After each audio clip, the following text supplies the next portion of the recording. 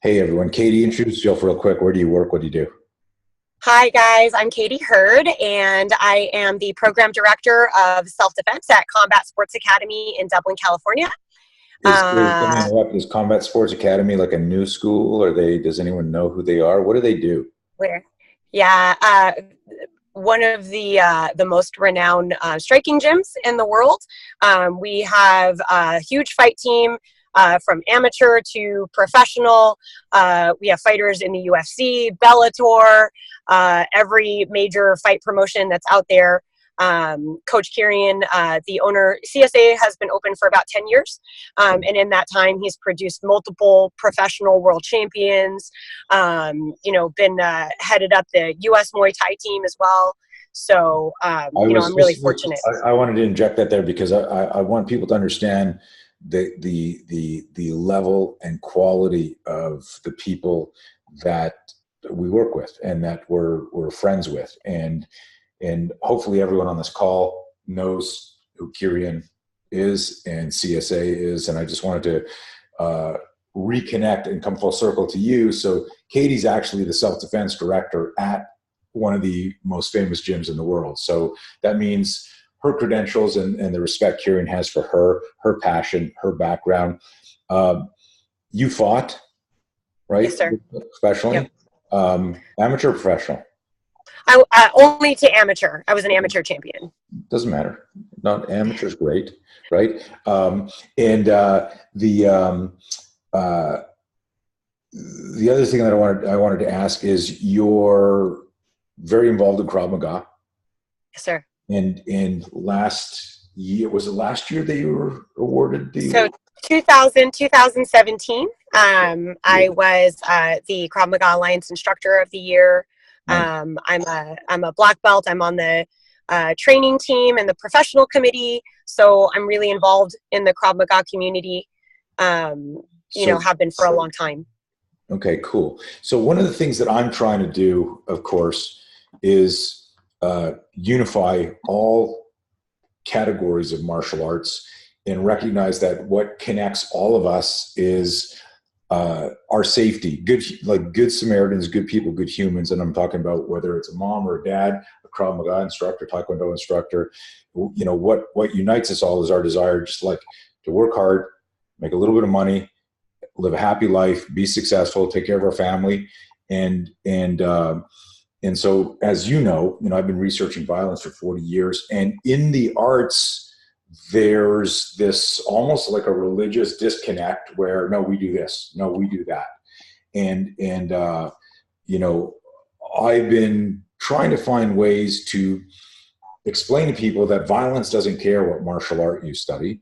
It just happens. And if we're not prepared for it, shit happens that bypasses our prefrontal cortex, the complex motor skill compartment of our brain. And that's the whole spear system, the start of flinch. Bob Willis, a very, very famous police trainer, said that, we saw me teaching in 1993. He said, you teach the 2 seconds before the fight everyone else teaches. And you had an experience, and what inspired this call, guys, everyone listening to this, is Katie and I were talking this morning, catching up on some stuff, and she said, I got to tell you this amazing thing that happened, and why don't you share that experience with our listeners? So in class, I was teaching a headlock from behind, a defense versus a headlock from behind. And one of my students who had never seen the attack or the defense before, he flinched. And as the headlock came on, his hand got caught inside the attacker's hand. And he looked at me like, what am I supposed to do? Right. And I stopped the class and I asked everybody, look at what Jeffrey did. Is this wrong? And, a couple of people are like, ugh, I want to give you the right answer, but I don't know. And I had a brave soul be like, no, it's not wrong. Right. He did something and he moved that way and he has to go with it. And I was like, right. So, I just completely opened up my lesson plan to what if you move in a way that's not specific to the technique. And do we have the ability to be adaptable in the fight and come up with an answer, even if it's not a textbook play-by-play of how the attack comes on. And it was such a cool moment because everyone's having light bulbs like, okay, if I move like this, I still am able to deal with it. And I'm catching it actually before it comes on. Because when is it normal for an arm to come across your eye line level and you're just like, okay, this is cool. I'm wondering what's going to happen next. Right. And I was able to take it back even a couple steps and say, this was happening in an 11 a.m. class. The gym's a little bit quieter at that time. So I turned off the music. Okay, we have three types of stimuli in which we're going to sense our danger: auditory, visual, tactile. So, when you hear something, I want you to orient towards the threat. So when they heard footsteps, or I had the students who were attackers take an inhalation or make a growl as they're applying the headlock, and you could tell they're like, ooh, that yucky feeling that I get when someone stands behind me, right? And how they respond and move in a way that was organic. And it was so, and then we moved to tactile. Okay, you can feel their chest bump against your back when they're about to apply the headlock. So it was so great because I was able to say, hey, if a headlock is applied and you don't have the awareness and all of a sudden it's on, I have an answer for you. But if you can intercept it earlier, you can and you should, and let's practice that. Right. And it was so interesting because I loved it so much that when I taught that night, I did that lesson plan again, and I completely scrapped it. And it was really interesting because in the evening, the gym is busier and louder. There's like 40 people hitting pads in Muay Thai and the music's bumping. And so the auditory cue was more difficult for them to zero in on. And I have a couple students who do double days. So they got to see the difference between, was I able to pick up on this auditory cue or was I not? And how do I respond differently in that scenario? So you were able to, and the message here is that Katie is SPEAR PDR certified, and she teaches it at her gym, and she will do standalone courses on the SPEAR if necessary, a be your own bodyguard class or what have you.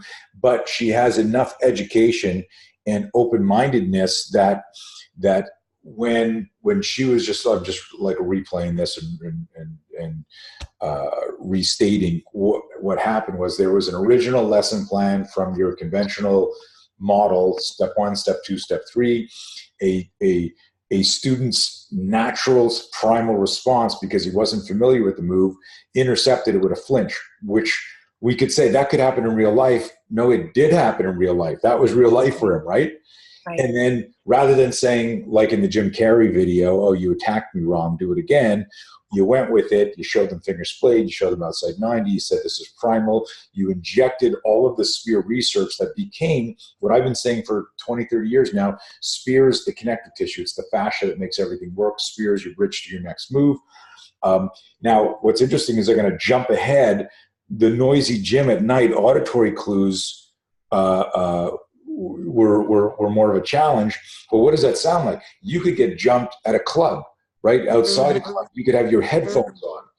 You're not paying attention. And that would be a case where, boom, something comes on you, and suddenly you find yourself closer to the Krav Maga counter than to the SPEAR counter because you got caught. And so you go right into that neuromuscular pattern that says, okay, I'm going to smack the head, hit the groin, grab the hand, whatever the counter happens to be, to do that. And I want everyone listening to this to understand that what I'm trying to do is find people like Katie who just have an open mind, and all you want is your students to be safer, right?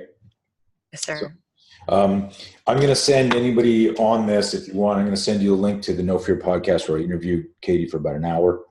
And so you can hear the original story that made her realize, oh shit, there's more to this. Like there's more to everything, in life. Katie, I know you got to go teach right now. Is there anything that you want to say or anything you wanted to add? Because I interrupted you there. No, thanks, Coach. I'm so excited. It was such a great moment, and I'm glad I got to share it with you. I'm on fire. Yeah. So what did that do? It made everyone in the class safer. And what it did, it lit a fire under your ass going, oh my God, I love teaching people.